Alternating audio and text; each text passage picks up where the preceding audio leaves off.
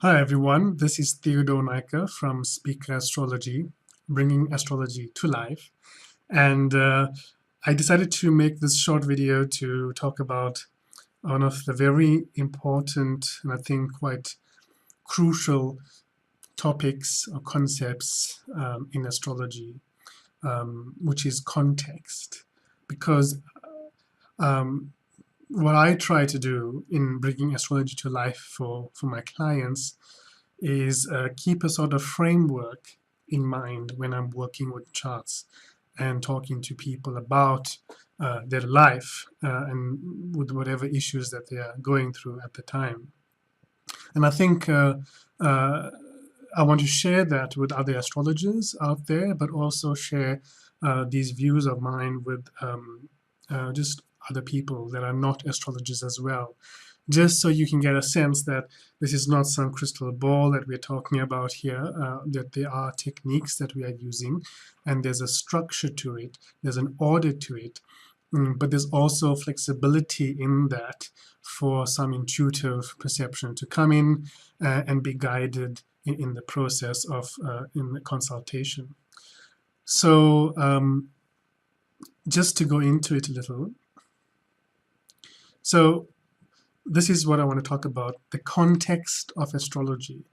And I want to talk about it in three parts pertaining to techniques, the practice of astrology as I see it and as I've experienced it so far, and also more specifically on prediction.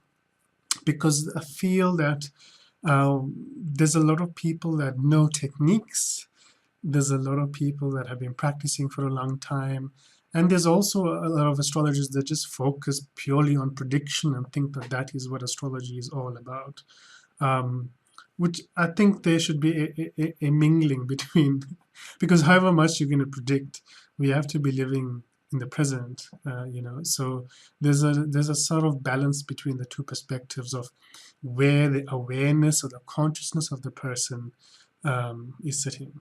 That's important, even on its own, as a context to astrology first. So I want to share this information with you, and I hope that it will bring some light or give some more sense to what it is we are doing here with astrology, or what we are trying to do.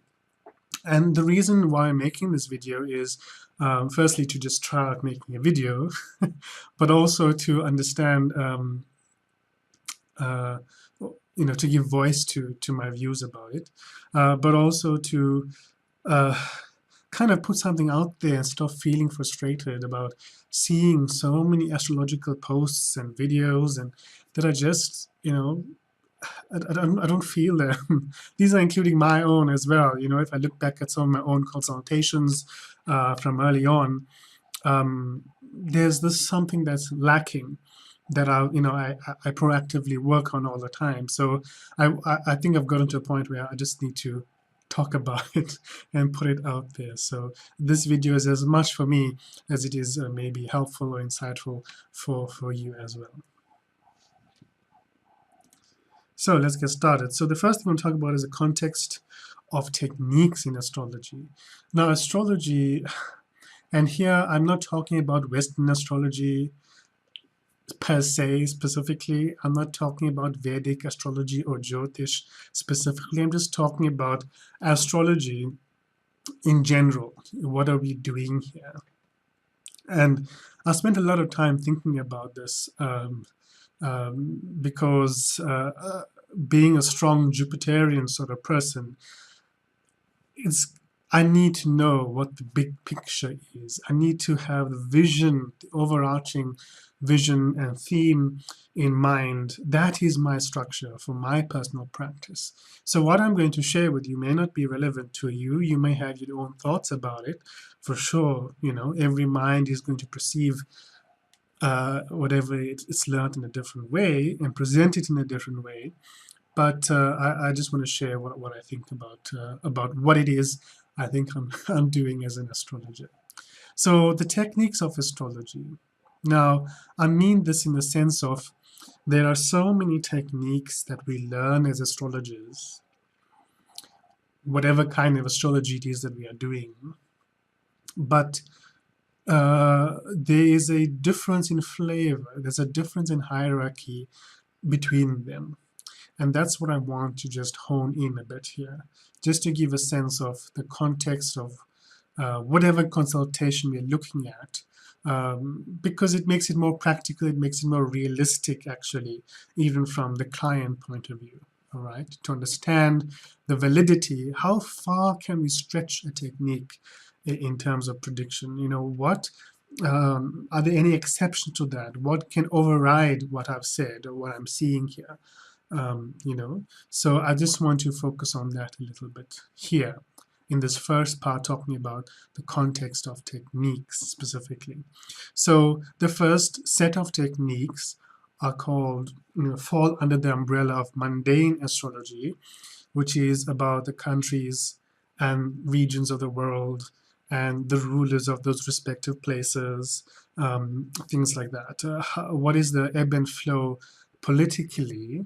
Um, and somehow there's also an element of weather prediction and things like that that kind of fall underneath what we are calling mundane astrology. So we're working on larger cycles, generational cycles of the planets, but we're also looking at eclipses and lunation cycles and things like that. So they are much broader, larger time scale than what we would look at for, say, a person.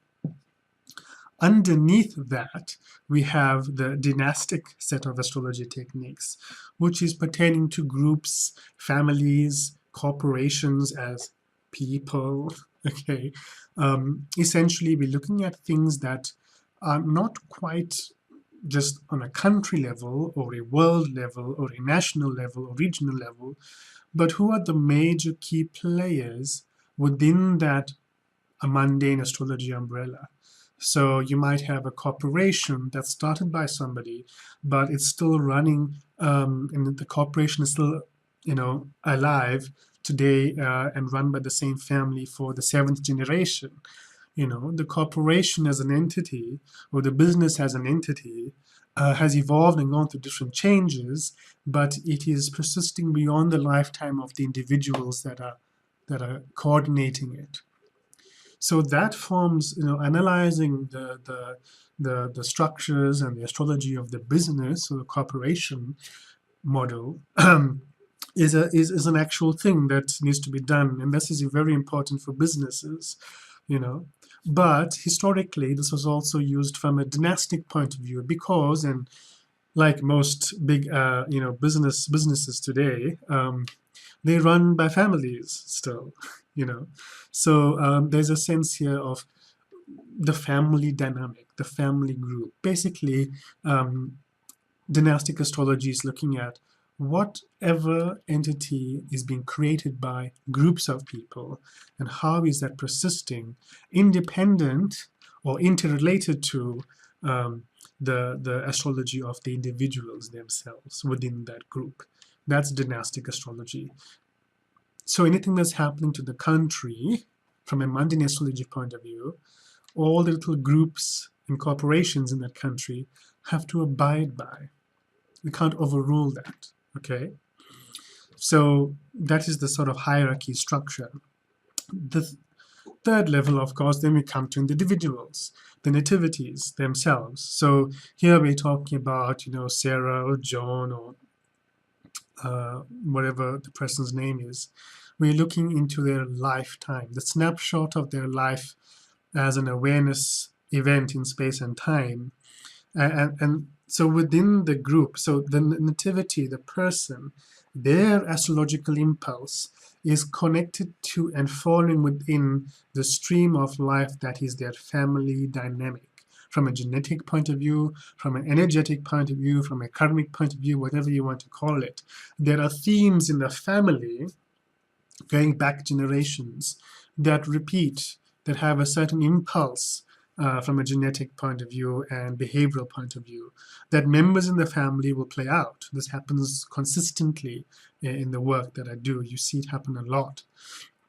So understanding what the family astrology is, within that umbrella, you can understand the individual much better because you're giving them a context for their life.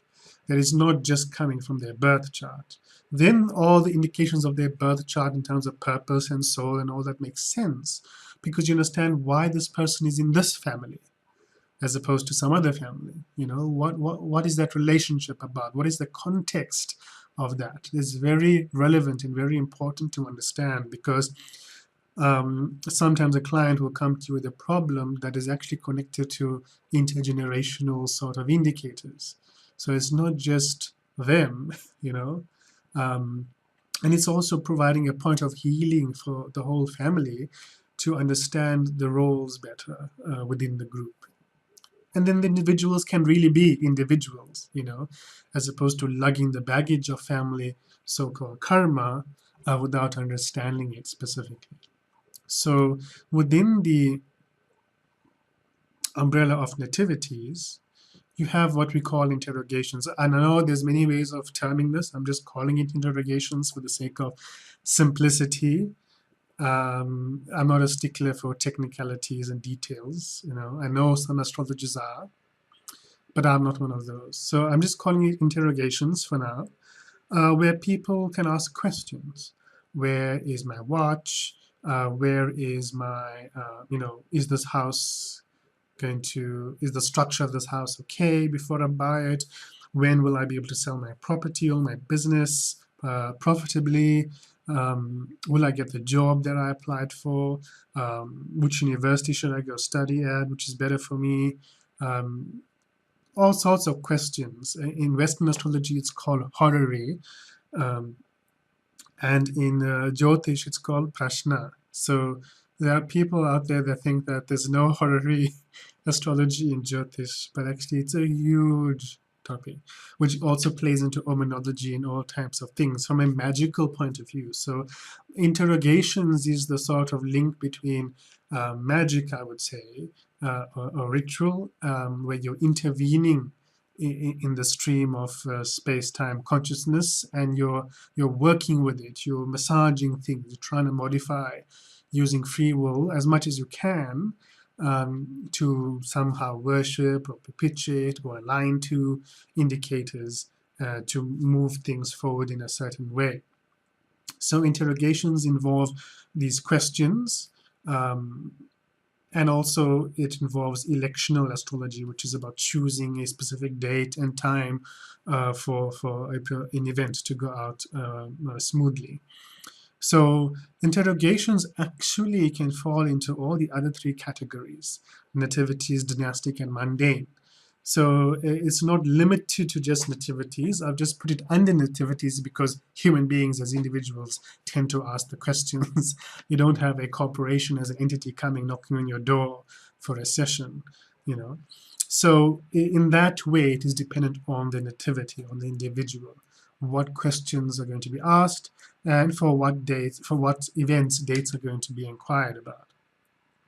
This gives us a structure to work with. So for example, if from a mundane astrology point of view, we know that the banking sector is going to have a fallout at some point, let's say in a certain month of the year, then we'd want to find out, okay, maybe which industries are going to be affected.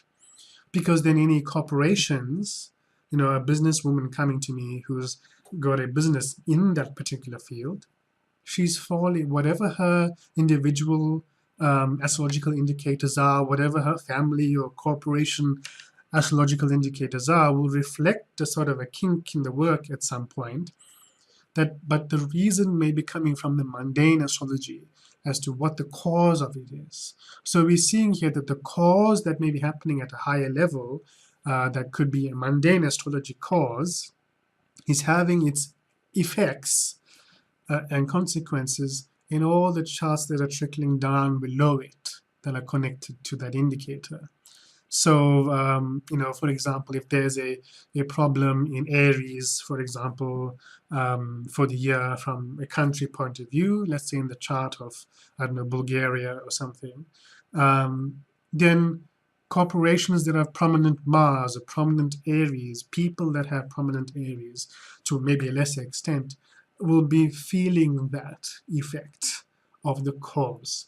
So we're giving a structure here to cause and effect in astrology that is somewhat, coming down the line with this green arrow here. We're moving from causal to effects. That is the process. So some people will get uncomfortable to say that, well, you're saying here that I'm an effect of a cause. Well, yes, you are. You being here is an effect of the cause that your parents wanted you to be here. And that's just from a physical level, but your ideas and your thoughts, the things that you're keeping in your intellect, the knowledge that you know, why do you know the things that you know? Even that has a cause to it. There's a reason for that. There's a seed for all of that. So ultimately, everything should have one cause. Everything should have a cause.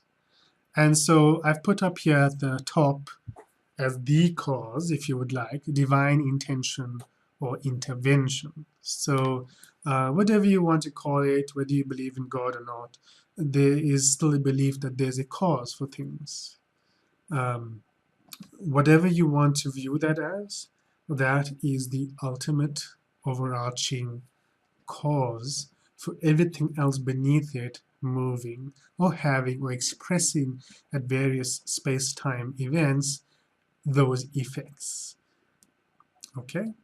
So that covers the first part that I want to talk about. The second context I want to talk about is the context of practice, and specifically what I think is good practice in astrology. So because you'll find that you put a chart up and then people just start ramming from techniques, whatever techniques they've learned that they have as a battery in their intellect that they are used to, they just like vomit it onto the chart or projecting their intellectual capacities onto the chart. And that creates a different kind of reality which may not actually be true. So it's important to understand the context within astrology itself from a practicing point of view. So the first thing is to understand the context of what we're looking at. So if it's a horary chart, if it's a prashna chart, the context is different. The set of techniques I would apply are different. The moon becomes very important. The house of inquiry becomes important, to make sure these things are clean and clear and uninhibited. Okay?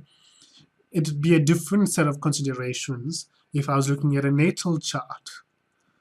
Because in effect, if I pull up a chart for a question, at that moment, somewhere in the world, some child could be born, So the same set pattern is both a question chart, but it's also an individual chart, a nativity. But the way you enter the chart is different. The way I would look at Jupiter in a natal chart is different from the way I would interpret Jupiter in a prashna chart or a question chart.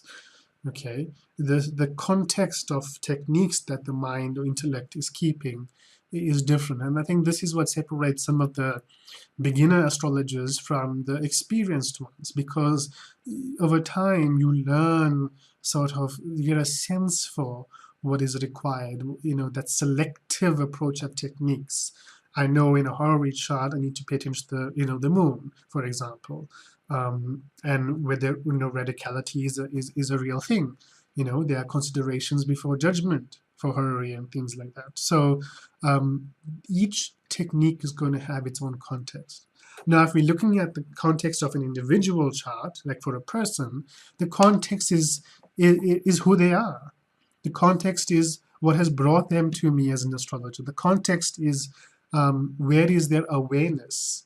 Where is their consciousness? What quality am I dealing with here as a person? Because as an astrologer, our tool is fate. Our tool is destiny. The things that we are working with are the terms and conditions of life, and how to navigate through that, or how to align with that in the best possible way, given the purpose or dharma of the person.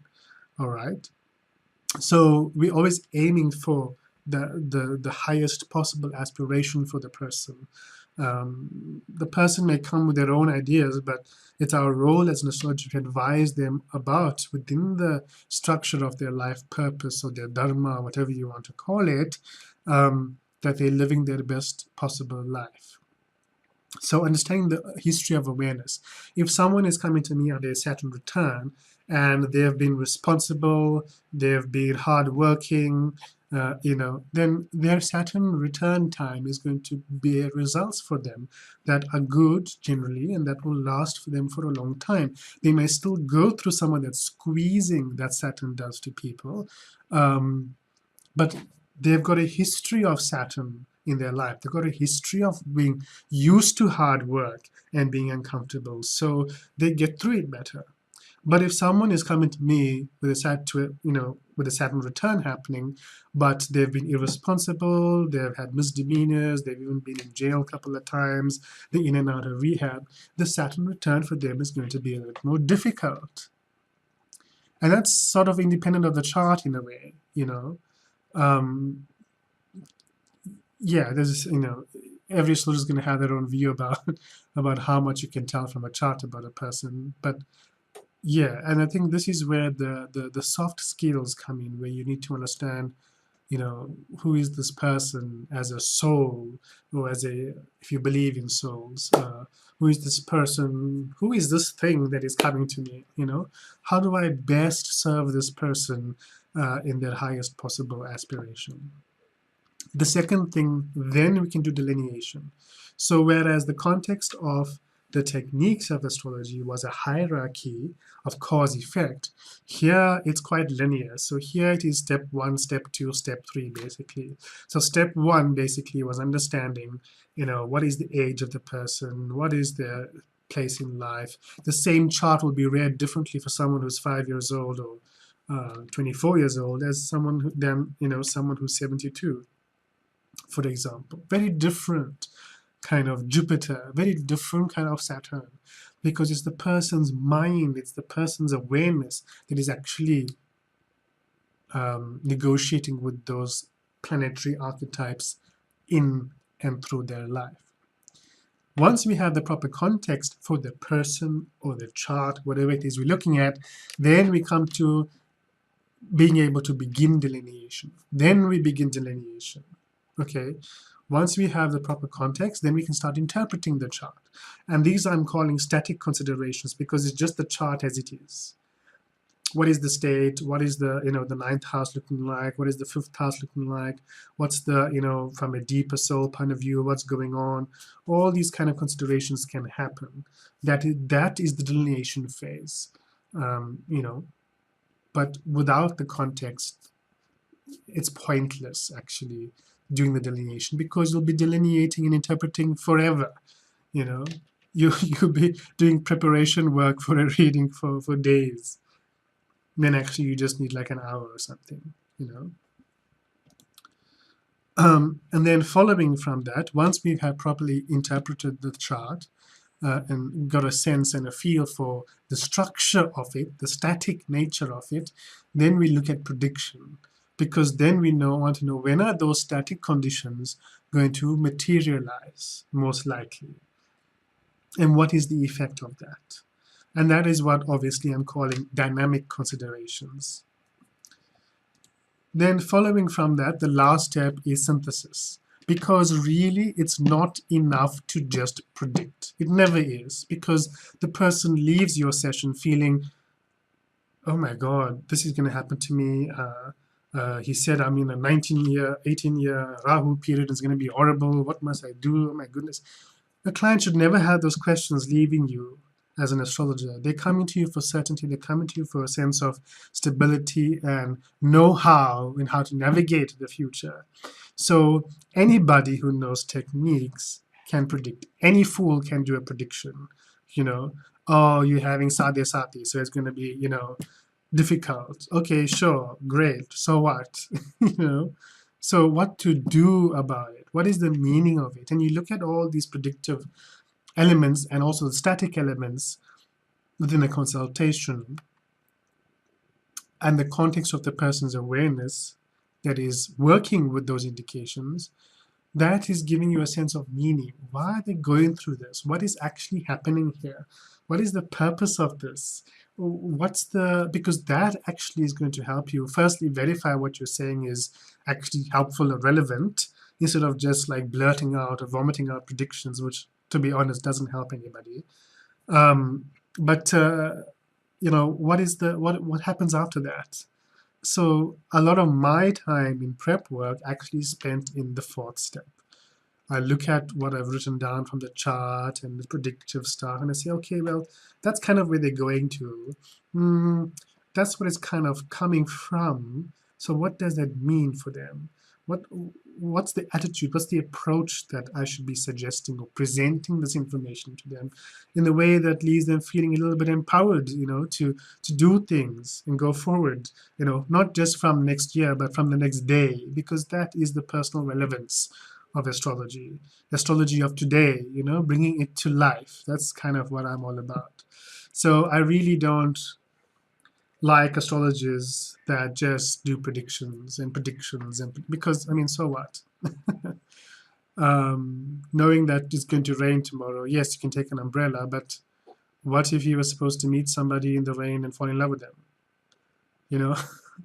The so what question is so important, I think, because again, it's tying up the context, it's wrapping the context up and giving the meaning of a consultation, which it speaks volumes for itself, in someone's life.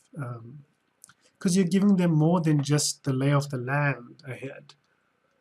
You're giving them also the qualitative understanding, personally, to understand and navigate through that landscape. And then lastly, I want to talk about one of those steps which we talked about was prediction, the third step. So I want to just talk about the context of prediction as the last thing here. So mostly when you talk to astrologers, especially Vedic astrologers, they all go on about prediction.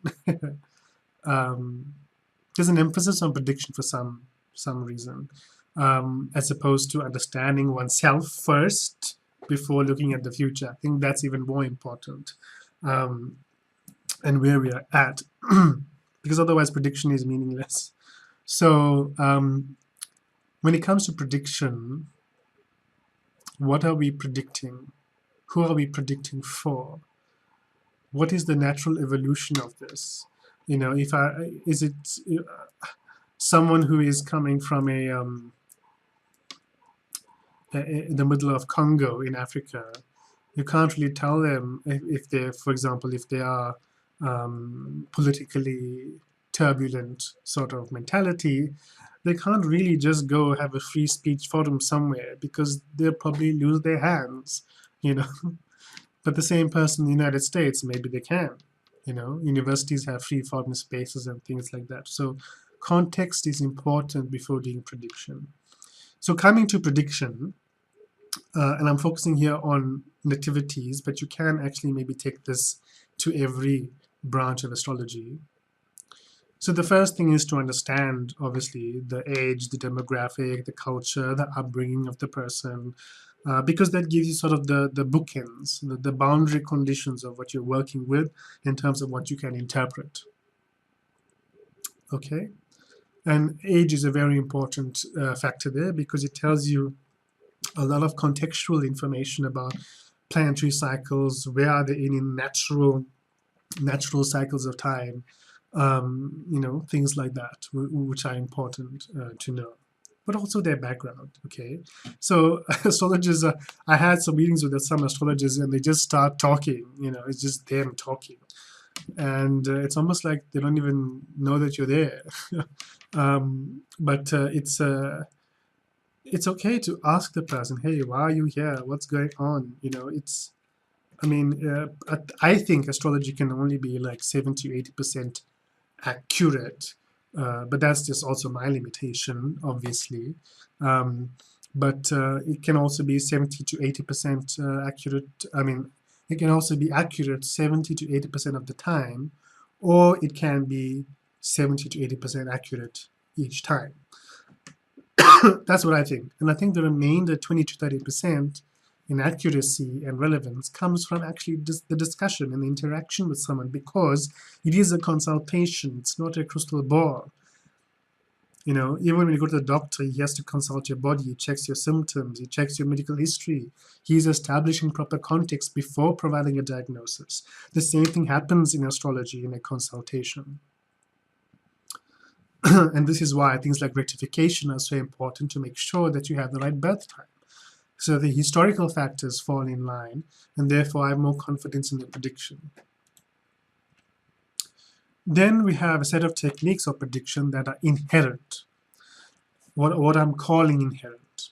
So these are ones that are just using the base chart as it is, and they're just moving that into time. They're not actually moving the base chart in any way. It's just the cycles that are within that base chart are being applied in different perspectives.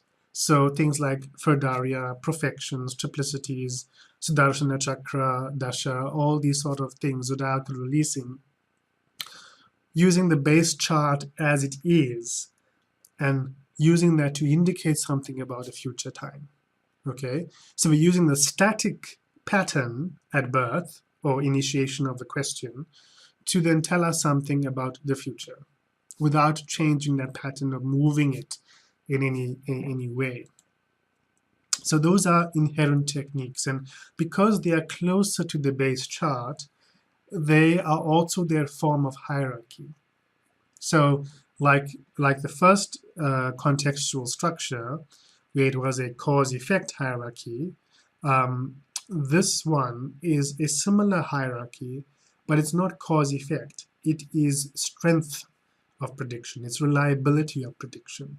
It's more sort of, you know, the higher we are up in the structure, in the list, the closer to sort of hard fate we are talking about. The closer we are to broader brush strokes that are, for the most part, unchanging. If you're in a 7-year Saturn period, you're in a 7-year Saturn period. You might have fluctuations within that, but the inherent, you know, larger picture is still not going to change. So these inherent techniques are showing blueprints and structures that are being activated, you know, so there are static conditions that are being activated at certain times in life. And because it's activation of a static condition, it's something that is static. It's something that is just is, you know, it just happens. You know, it doesn't even need your free will to activate it. It activates naturally. Then we come to, underneath that, you have a set of techniques which I'm calling emergent, because from that static condition state, we are now taking a symbolic equivalence from that into the future. So we're not moving this directly, but we're moving those static conditions and patterns symbolically. And the easiest way to explain this is using, in Western astrology, there's things called progressions, which is also prevalent in Vedic astrology, where, you know, a day after birth equals a year of life, or a month after birth equals a year of life, and even to smaller, you know, tertiary level progressions and things like that. Solar arcs, which also move the chart indicators, the static indicators symbolically, 1 day for each year of life, 1 day after birth for each year after birth, okay? And primary directions, which are also kind of static, moving the static in a certain way, in a more real sort of sense. So these are now talking, obviously, because they are not, the inherent techniques happen inherently. They happen by themselves, okay? Whereas the emergent techniques are showing something that is emerging out of that static condition. So if the inherent condition is the seed and the structure of prediction, all right, the emergent techniques are like the leaves.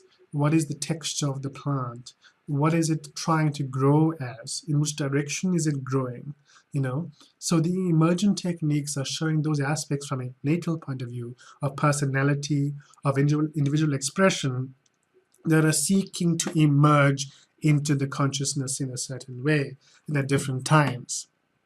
So here we start to see some of the free will understanding coming through with the emergent techniques, because it is something inherent that is developing to such a tipping point that it flows out and manifests in a certain way. All right. These can, I mean, I've given examples here of time equations, so progressions and solar arcs and things like that. But there are also, space equations like geodetics and things like that, which map up the chart across the world, inherent and in emergent kind of way. And then you have the last step, which I'm calling circumstantial. Now, this is talking about positions and patterns of astrology indicators that are happening at a particular time in the future or the past, right?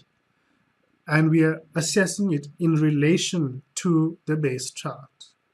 So transits, lunations, planetary cycles are all seen in relation to the seed. So you had the inherent, which was the seed structure. You had the emergent, which is describing how that is emerging over time and space. But then you also have the environment, the environmental factors, which are having their own influence outside upon what is emerging. And there's a meeting point between the inherent and the environment, and the emergent and the environment. And the environmental circumstantial factors are being shown by things like transits and relations and eclipses and things like that. Something is happening there that has an effect on the development of this and the inherent capability of this seed. And these are the three sets or four sets of predictive astrology in my view. So if a circumstantial predictive technique says that you're losing your job, but at the same time there's an emergent predictive technique that says you are blooming and developing, well, you're losing your job for a very good reason, So because the emergent techniques of prediction are going to give you the context for the circumstantial, and the inherent predictive techniques are going to give you the context for the emergent. So there's that hierarchy that comes down here, even in the predictive sense. So even context of prediction is important, because context, I think, is everything, really. And in life, it is the same way. So there's nothing different with astrology, and I just wanted to make that, maybe give it some structure and some voice to what we're looking at here as an astrologer, and also as a client. So yeah, thanks for watching the video. I hope you found it interesting. And there's obviously so much more to talk about, because but it's not trivial. When you're doing predictive astrology, are you predicting something from an emergent technique? Well, then you better check that the inherent technique is, saying that is, how sustainable is that? If there's an issue that is happening from a circumstantial point of view, like a transit or something, well, if something similar is happening on an emergent technique, well, then that's a very significant. It's not just a transiting event in life. It's not just some circumstance that happens and goes away. It might be a traumatic event. It might be a life-changing event, because that external circumstantial environmental indicator is connecting with and having an effect in resonance with some part of the person's emergent development. So there's a joining there, there's a meaning there, okay? It's just not some external event that has no meaning to the person's life, other than, okay, the cow jumped over the moon, so what? That's also an external event. But if I'm a cow, or if somehow I'm related to the moon, then that may be personally relevant. So as a predictive astrologer, when it comes to prediction, remember, it's just the third part in that four-step process. When it comes to doing prediction, and this is why I think prediction is not the be-all and end-all of astrology, but what are we doing with it is important. So understanding I'm making a prediction based upon an inherent technique, and checking that against the emergent and the circumstantial techniques will definitely improve your predictive astrology. And then all you have to do is sit back and look at everything, the context, the delineation, the prediction, and find meaning. At least point the person back towards their dharma or their purpose, give it the context of their life view as to what they're going through within this snapshot of space and time that they're coming to you as an astrologer. So thanks for listening and for your time, and I hope you found this useful.